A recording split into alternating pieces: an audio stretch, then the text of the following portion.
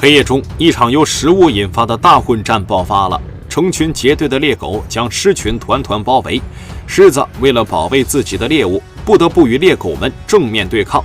但随着黑暗中涌出的猎狗越来越多，一只狮子往往要同时面对好几张利齿的撕咬。狮群渐渐不敌，一只雌狮被逼得逃到了树上，后腿上血淋淋的伤口证明了刚才战斗的惨烈。它只能老老实实地待在树上，眼看着猎狗将猎物分食。雌狮饿了整整一个晚上，直到第二天天亮才敢从树上下来。在非洲草原上，猎狗与狮群之间的战争非常频繁，如果没有雄狮的领导，雌狮将很难生存。数周前，这只叫莫苏米的雌狮被毒蛇袭击，毒液在它的体内肆虐，不断摧毁着这只雌狮的神经系统。而在它的巢穴中，仅有几周大的幼狮全部被毒素折磨而死。莫苏米的双眼已经快要睁不开了，剧烈的蛇毒让他几乎双目失明。他只能凭借熟悉的气味找到幼崽的尸体，辛辛苦苦地躲过猎狗与雄狮的猎杀，却不想还是没能改变幼崽死亡的命运。师傅的猎狗闻讯而来，找到幼崽后将尸体撕碎。被眼镜蛇咬伤的伤势越发严重，迫使莫苏米来到水边不停地喝水。耳边猎狗们贪婪的叫声犹如催命魔音。娇小稚嫩的幼狮并不能满足猎狗对血肉的渴望，现在它自身难保。莫苏米与蛇毒抗争了4天4夜，眼前的一切依旧是一片模糊。不断流失的唾液让他干渴无比，在无尽的煎熬中，他已经被折磨得筋疲力尽。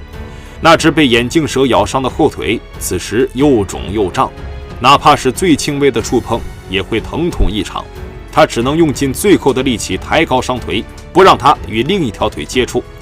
对于现在虚弱不堪的莫苏米来说，每一个夜晚都是一场无法逃避的噩梦。一群巡逻的猎狗发现了受伤的莫苏米，他们察觉到了莫苏米的虚弱，好几只猎狗在他的身边伺机而动。莫苏米趴在地上，用自己最后的力气勉强支撑。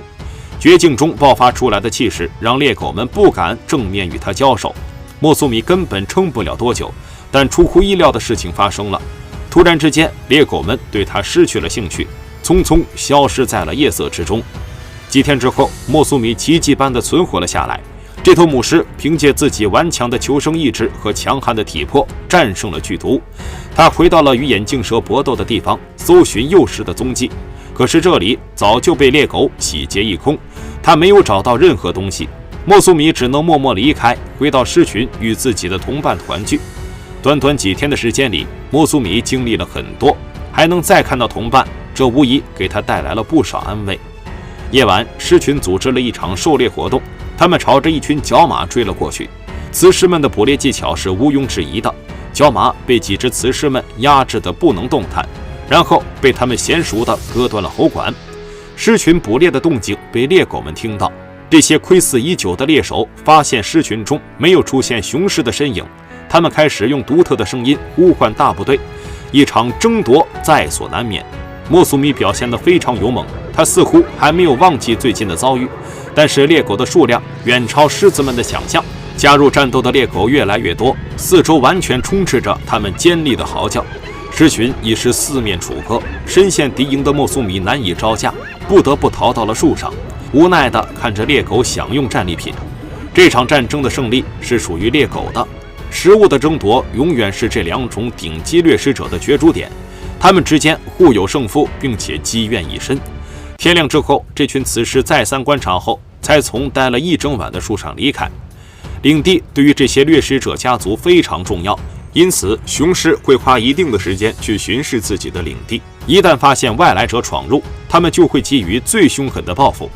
这一天，莫苏米的家族为了追赶猎物，无意间闯入了别人的领地，遭到了雄狮领主的驱逐。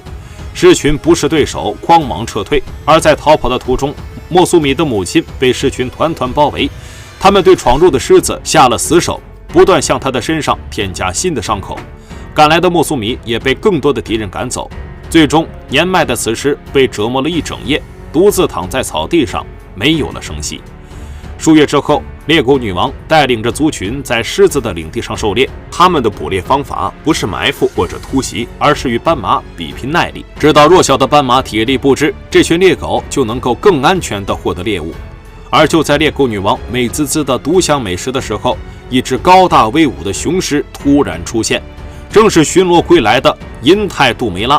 这只霸道的狮王是远近闻名的猎狗杀手，他很清楚如何对付自己的宿敌。银泰杜梅拉一个猛扑，直接将猎狗女王压在身下，一张大口像钳子一样锁住猎狗女王的脊背，有力的脖颈疯狂甩动，3两下就将其脊柱生生咬断。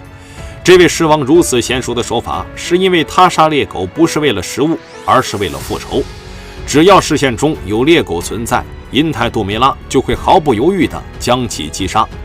女王的死亡在猎狗族群中引起了混乱，他们驱逐了旧王的女儿，在一番争夺后选出了新的女王。然而这只新上任的猎狗女王急于在同类面前展示自己的权威，想要在上一次的失利中找回颜面，竟胆大包天地再三挑衅狮群。此时与猎狗群纠缠不休，狂怒的咆哮声传入了杜梅拉的耳中，她被激怒了。战斗局势瞬间逆转，猎狗女王为她的自负付出了代价，而银泰杜梅拉再次向世人证明了雄狮在草原上无可撼动的地位。一场战争的结束只是另一场战争的开始，这对永世仇敌的生死恩怨将永远延续下去。